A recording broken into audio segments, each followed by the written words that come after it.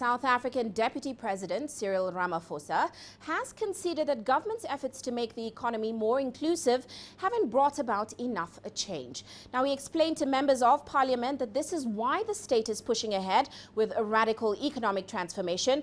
Ramaphosa had tackled on economic reforms while answering questions in the National Assembly.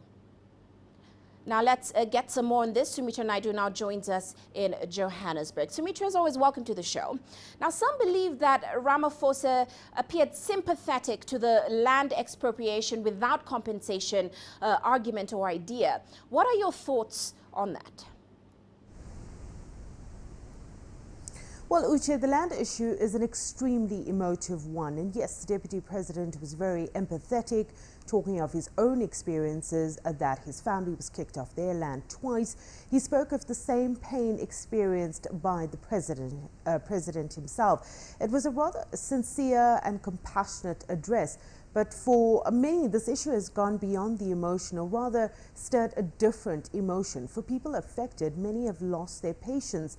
They want the land back, and for them, government efforts in terms of land redistribution has failed. People on the ground are growing angry and impatient and, in many cases hostile.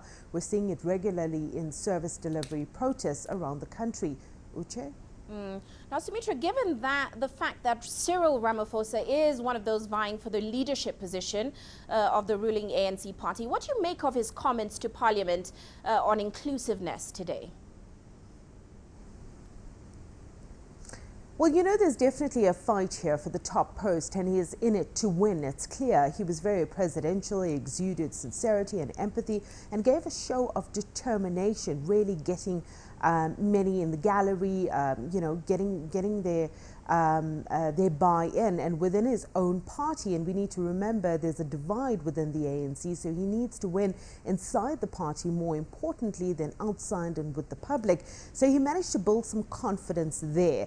Sadly, though, he was so thin on the details. He never really addressed the issues around land and inclusiveness, apart from saying that the Constitution could be amended to allow for land expropriation without compensation. There was little else that he gave away. He said to the EFF that the ANC was just as serious about radical economic transformation and reducing poverty and inequality, but there was no real plan. He was meant to outlay the steps of how this was going to be achieved.